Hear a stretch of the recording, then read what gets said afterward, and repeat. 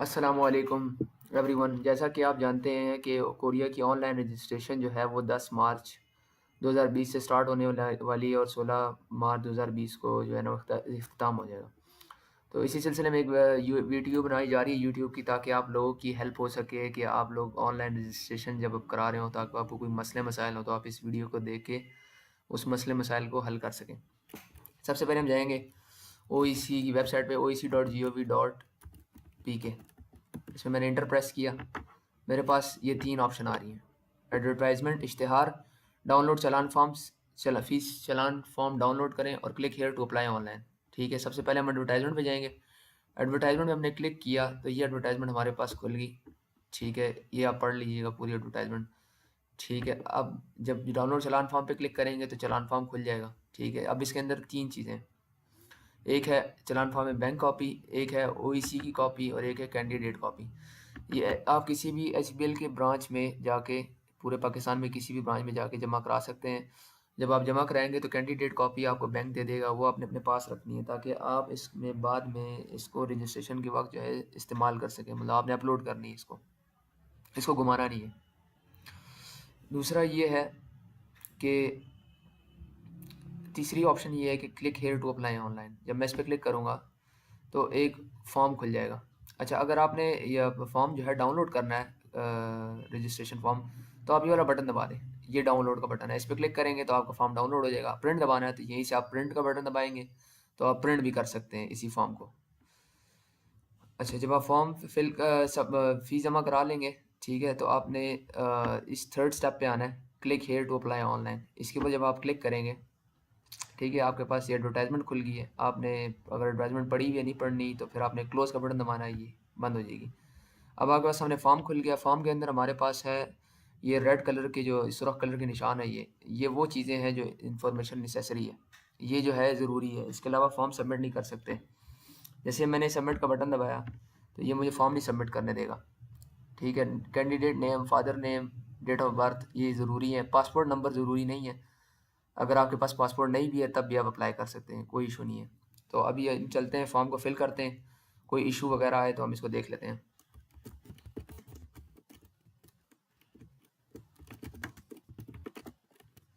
अब date of birth मैंने select करनी है।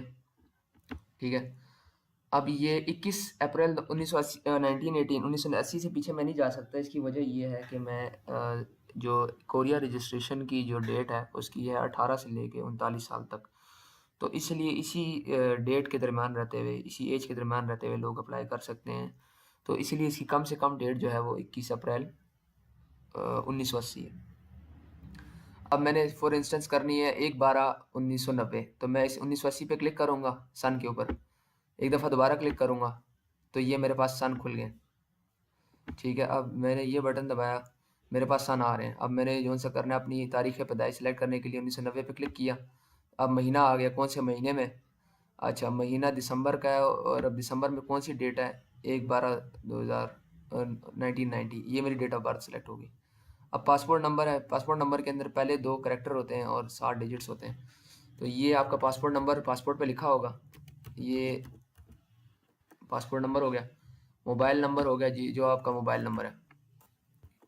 ठीक है, ये आपके मोबाइल नंबर जो है ना, वो जो भी हो आपके रेलेवेंट। ठीक हो गया, ये हो गया शनाख्ती कार्ड नंबर। ठीक है, ताकि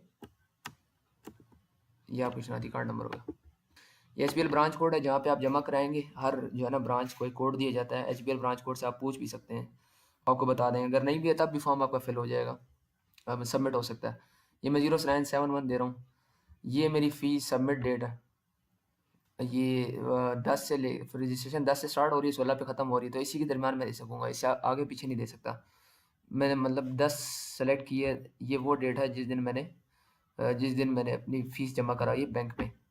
ठीक है, ये है मेरी जो चालान की फॉर्म है, ये मेरे पास डेट लिखी होगी। ठीक है, यहाँ से मैं देख सकता हूँ। अब मैंने इसको अपलोड करना है। अब इसके अंदर 2 शर्तें हैं। एक तो 200 KB से ऊपर नहीं होना चाहिए फ़ाइल का साइज़, और इस फॉर्मेट में होने चाहिए एक्सटेंशंस, JPG, JPEG और PNG। अब इसको देख कैसे सकते हैं कि ये है क्या चीज़? इसको देखने का तरीका ये होता है कि जो आपके पास तस्वीर है, जो आपने चालान फॉर्म अपलोड किया है या मतलब जो जमा कराया उसकी आपने मोबाइल से तस्वीर ले ली या जहाँ से भी आपने तस्वीर ले ली या इसको स्कैन करा लिया, तो उसकी कॉपी है जो आपके पास आ जाएगी, स्कैन कॉपी या पिक्चर। जैसे कि ये अभी मैं खोल रहा हूँ, एक चालान फॉर्म है मेरे पास, मिसाल के तौर पे ये मेरे पास फॉर्म है। अब मैंने ये अपलोड करना है। अब इसके अंदर पहले दो चीज़ें मैंने देखनी है। एक तो मैंने इसकी एक्सटेंशन देखनी है। एक्सटेंशन देखने का तरीका ये होता है, ये जो डॉट के बाद होता है, ये होती है एक्सटेंशन। अब ये पीएनजी है, ठीक है, जेपीईजी है, ठीक है, और पीएनजी, ये तीन एक्सटेंशन अलाउड है, ये लिखा हुआ है इसके अंदर, जेपीजी, जेपीईजी, पीएनजी।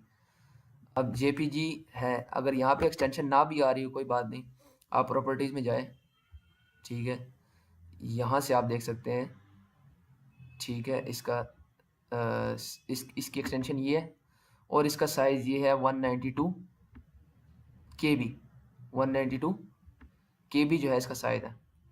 इसका मतलब है कि 200 KB के जो है 200 KB के मतलब से इसका साइज़ थोड़ा कम है, तो ये अपलोड हो जाएगी।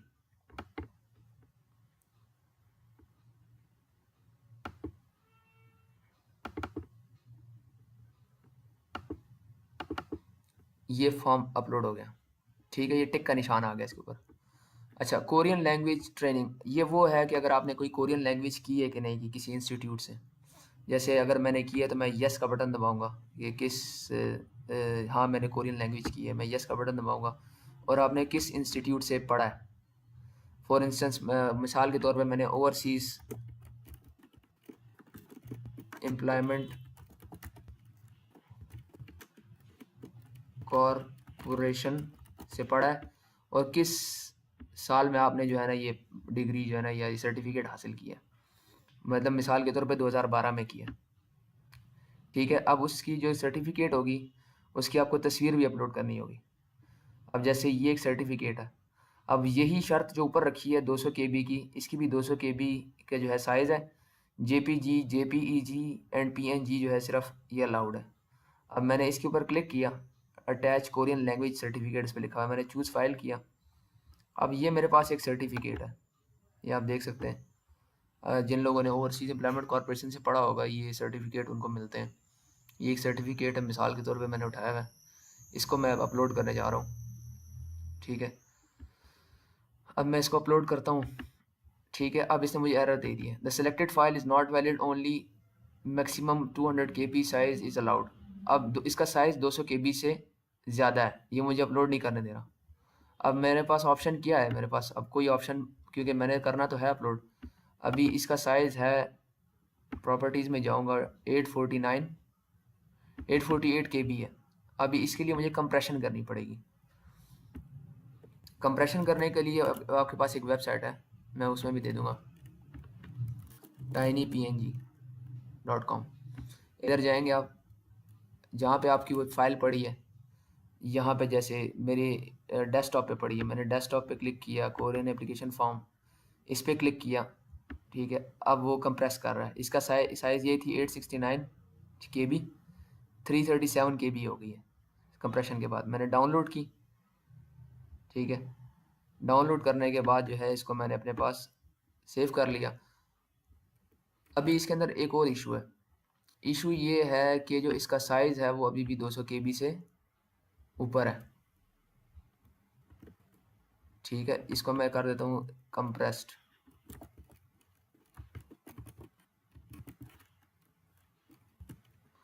ठीक है। अभी भी इसका साइज़ है, दोबारा मैं देख लेता हूँ, ये कंप्रेस होने के बाद 329 KB है, ये अभी भी अपलोड नहीं होगी क्योंकि 200 KB से ऊपर है। इसकी देख लेते हैं, इसकी ओरिजिनल हालत तो नहीं ख़राब हुई, ठीक है, अभी भी जो है ये रीडेबल है। अब मैं एक और दोबारा जो है ना इसको दोबारा अपलोड करूँगा, दोबारा कंप्रेस करूँगा। अब मैंने दोबारा इसको कंप्रेस किया, जो मैंने किया था कंप्रेस्ड, ये रही कंप्रेस्ड पीएनजी। अभी इसे कंप्रेस कर रहा है इसको, और ये फिनिश कर दी 302 KB। डाउनलोड करूँगा मैं, ठीक है। अब ये इसकी साइज़ जो है 337 से जो है वो आ गया है, इसमें, ठीक है। अभी फिर मैंने जो है इसको करना पड़ेगा क्योंकि ये 296 केबी हो गया। अब मैंने 200 केबी तक इसको लेकर आना है, वरना मुझे सिस्टम अलाउ नहीं करेगा। ठीक है, अब इसका तरीका ये है, इसको मैं दोबारा जो है अपलोड करूँगा कंप्रेस्ड पीएनजी को। ये 302 केबी से 268 आ गई है। ये मैंने डाउनलोड किया इसको दोबारा, फिर मैं इसको जो है यहाँ पे अपलोड कर रहा हूँ। ये 249 तक आ गई है। फिर मैंने इसको डाउनलोड किया और फिर जो है मैंने इसको अपलोड किया, 232 तक आ गई है। फिर मैंने डाउनलोड किया और फिर जो है मैंने इसको अपलोड किया, 220 तक आ गई है। ठीक है, अभी मैंने इसको दोबारा यहाँ पे अपलोड किया, 220.5 केबी से नीचे जो है ना ये कंप्रेस नहीं हो रही, इससे ज़्यादा ये कंप्रेशन कर नहीं पा रहा। अब इसका ये तरीका है कि जो कंप्रेशन के जो एल्गोरिदम्स होते हैं वो डिफरेंट डिफरेंट होते हैं, मतलब कोई वेबसाइट फुल कर पाती है, कोई नहीं कर पाती। अभी ये हमारे पास आखिरी जो है ना कंप्रेस्ड जो है ना वो बचा है। ये असल में इसके अंदर ट्रिकी पार्ट है जो आप लोगों को मैं बताना चाह रहा हूँ, ताकि आप लोगों को इशू ना हो। नॉन मतलब ये काफ़ी टेक्निकल लोगों को मतलब पता होता है सारी चीज़ें। तो ये जो है अब हमारे पास आ गया 215 केबी में। ठीक हो गया, ये है मेरे पास पीएनजी। अब मैं एक और वेबसाइट आपको बताता हूँ, पीएनजी कंप्रेशन। यहाँ पे मैं गया, मैंने अपलोड फाइल की, ठीक है, किधर गई, डेस्कटॉप, कंप्रेस्ड पीएनजी। ये कंप्रेसिंग करने लग रहा है, इसकी 40% ऑफ 215 केबी। अभी इसकी भी कंप्रेशन होगी, डाउनलोड।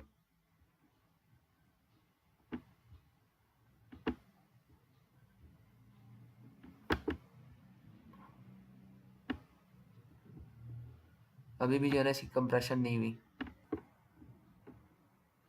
ये जो है एक और वेबसाइट है ilovimg.com। अब यहाँ पे जो हमारी कंप्रेस हुई है, एक वेबसाइट से मैंने काफ़ी कंप्रेशन कर ली, वो फिर भी 200 केबी से अंडर नहीं आया। अब ये एक और वेबसाइट है ilovimg.com। यहाँ से मैंने सेलेक्ट फाइल किया, कंप्रेस जो है वो उसको अपलोड किया और कंप्रेस इमेजेस कंप्रेस किया। इसे कंप्रेस कर दी और डाउन ये कंप्रेशन करने लगा इसकी।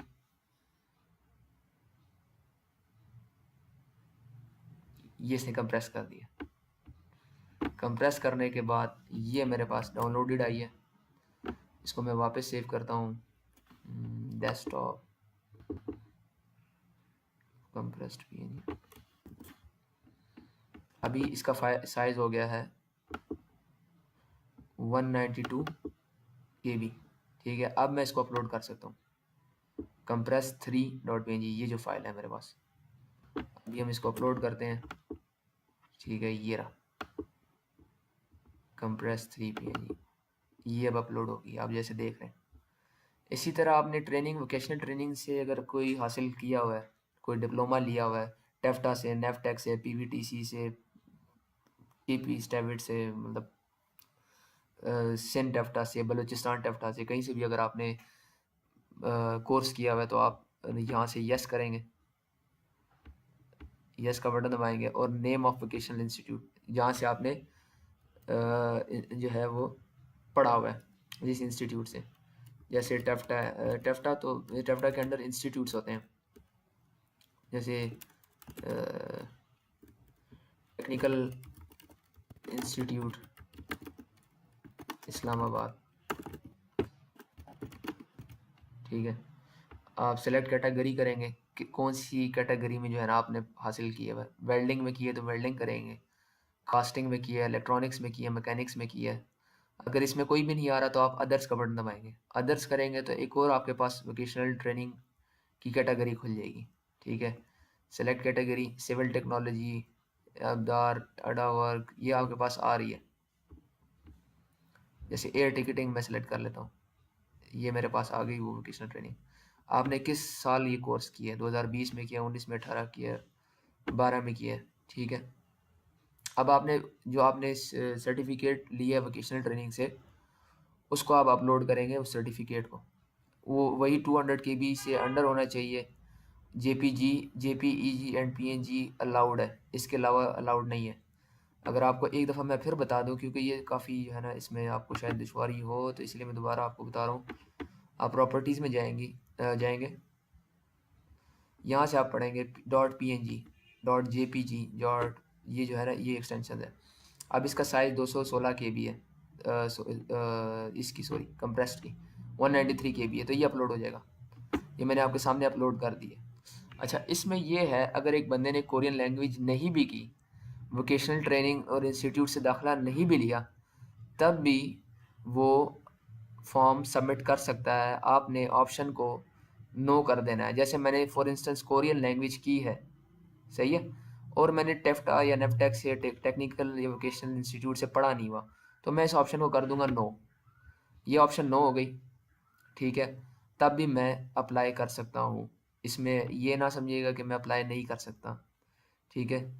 अब मैं यहाँ से सबमिट का बटन दबाऊंगा, ये सबमिट का बटन मैं दबाने लगूँ, ठीक है। अब ठीक है, अब इसने मुझे फिर एरर दे दिया है, मैक्सिमम 200 KB अलाउड, ठीक है। इसका जो है इसको भी मैं अभी फॉर इंस्टेंस नो कर लेता हूँ, ठीक है, ताकि कोई इशू एक दफ़ा फॉर्म सबमिट हो जाए। मैंने कोरियन लैंग्वेज भी नो कर दी, ताकि मतलब फॉर इंस्टेंस किसी ने ना भी की हो, ठीक है। यस करने का तो मैंने तरीका सिखा दिया है आपको, ताकि आपको इशू ना हो। ये मैंने सबमिट का बटन दबा दिया, ठीक है। अब ये लिखा आ रहा है, congratulations, you have successfully completed pre-registration. Shortlisted applicants will be announced by HRD Korea on 03/04/2020।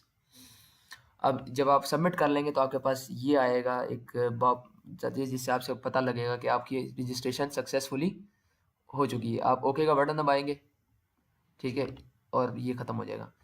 फिर भी दोबारा रीचेक करना चाहते हैं आप, फिर दोबारा सबमिट का बटन दबाएं, ठीक है। तो ये आपके पास आ रहा है, कैंडिडेट ऑलरेडी रजिस्टर्ड, मतलब आपकी रजिस्ट्रेशन हो चुकी है।